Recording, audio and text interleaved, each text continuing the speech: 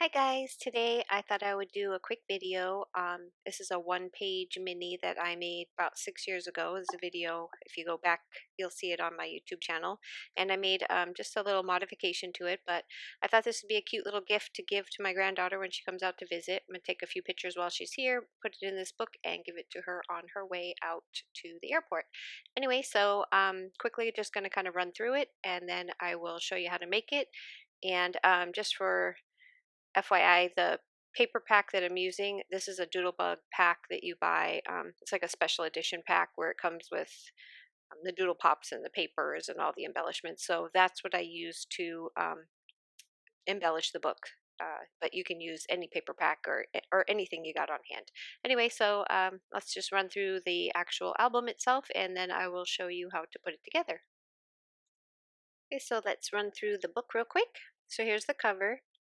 And just used stuff from that pack from Doodlebug. It came with some doodle pops, and it also came with some snowflake builder, little bag of snowflake builder kit thing, and a whole bunch of embellishments came in this kit. So I just used also some sparkly paper I had left over for snow on the ground.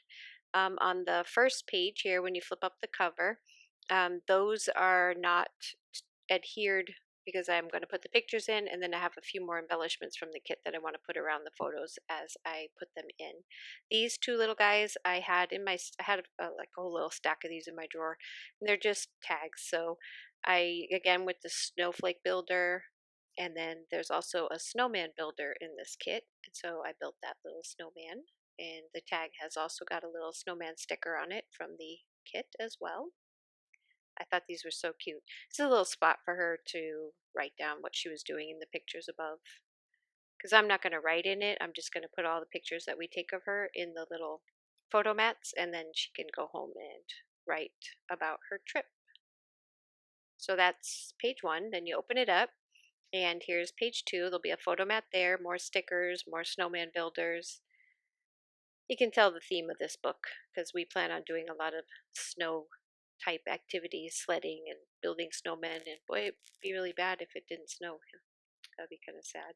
Anyway, so you flip up this page. Remember, this is your pocket page. More photo mats on the top. That's the second pocket. And I moved these pockets. That's the difference between this book and the original book, is those pockets are in a different spot. This big old pocket in the top, and this is where I just took a craft card, not craft, manila, big giant tag, and I scored it in half, taped it together, and just made like a little spot for her to throw some, maybe her tickets from sledding or whatever we do while she's here. I thought it'd be a cute little pocket for her. And now this is the last page. So there's a lot more room for you to put more photo mats in it if you wanted to, but she's only gonna be here for a couple days, so I thought I would just do, 5 or 6 pictures in a cute little book for her to take home when she leaves. So that's it. Let's run through it one more time. You can see where the pockets are. You can see where you can put lots and lots of photo pages, and it's just decorated with all the embellishments. So let's get into making the actual base of the book. So this would be a good spot for you to pause and write down your dimensions. So this is basically just a schematic, and then that little sheet right there I just set down is the size of each one of your panels, so you know what size to cut your paper if you're going to be covering these with pattern paper. So we're going to start here with just a single 12 by 12 piece of paper, and I'm going to cut off. This is again where it differs from the original. So if you watched the original video, and it was from like about 6 years ago, so if you flip all the way down towards the beginning of my channel, you'll find it. Instead of scoring this 1¼ inch, we're going to cut it off. I don't like where the pockets were in the original that I built, because I felt like everything was falling out whenever you opened the book. So this time I'm moving the pockets to a place that I feel is more sturdy, where things aren't just going to fall out every time you open the page. So this is what you're left over with. And So you're going to have your 12 by 12 the long way. So this is what you've cut off your 1.25 inches from here. So this is what you've got left over. And you're going to score this.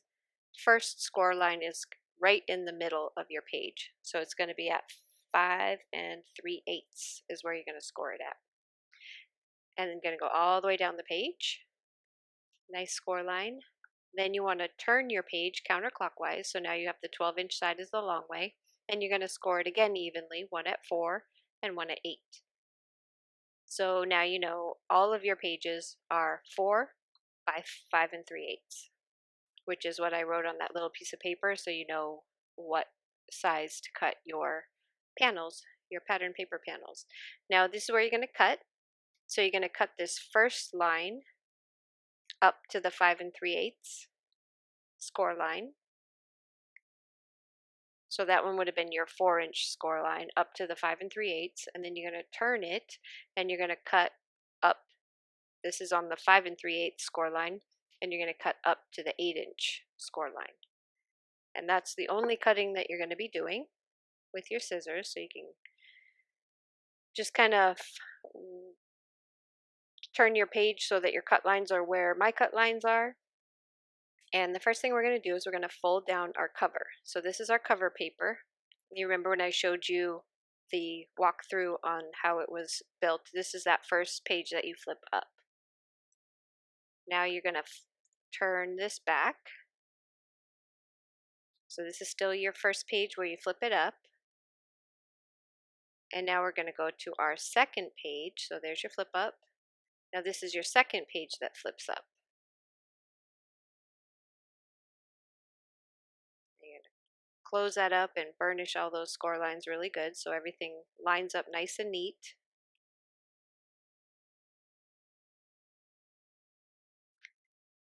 Then you've got, so I'm going to run through it, page 1, page 2. Now for page 3, we need to make this into a pocket. So we're going to turn your page over and we're going to fold it back, burnish those lines, and then this one we're just going to fold this one back. So there's your last page. So you might have to rewatch this a couple of times just to see where I'm turning and folding. But now what we're going to do is we're going to tape.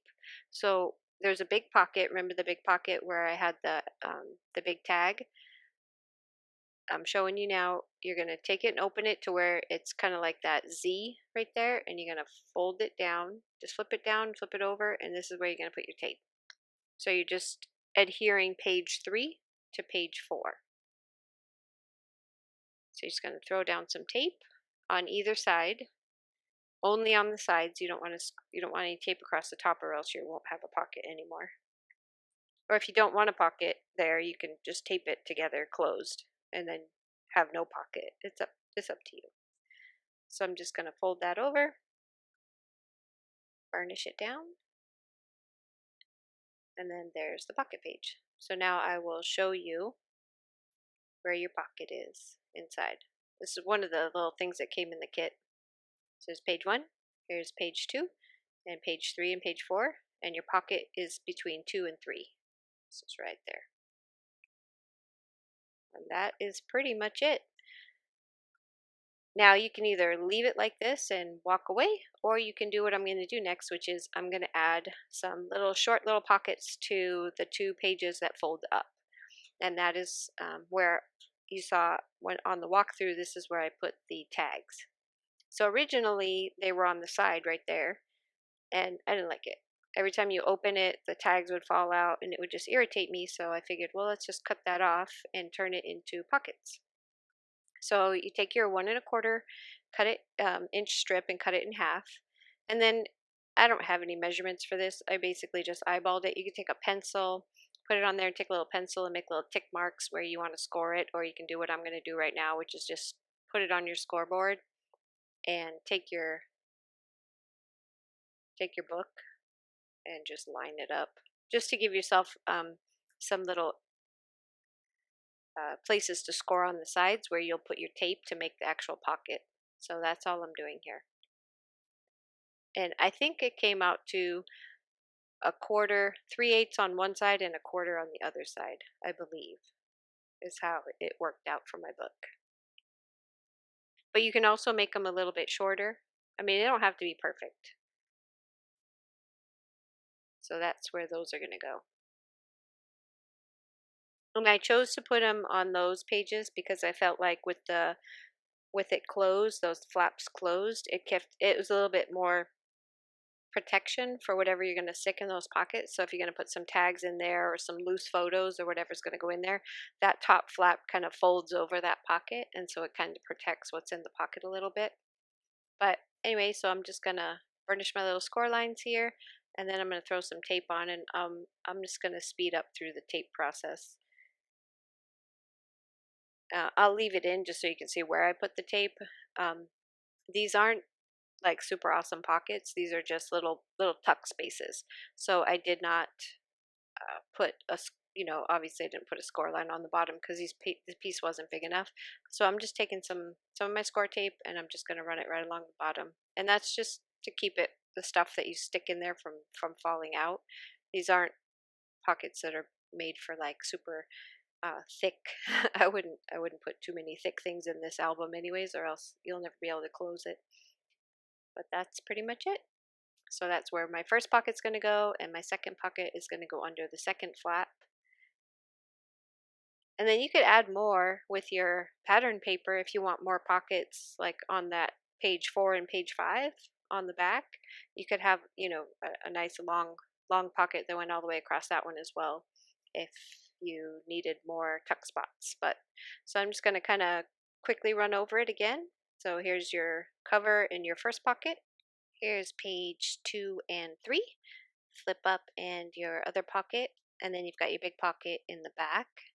And then here is page 4 and page 5. And again, this is where you could put that other strip if you needed more tuck spots.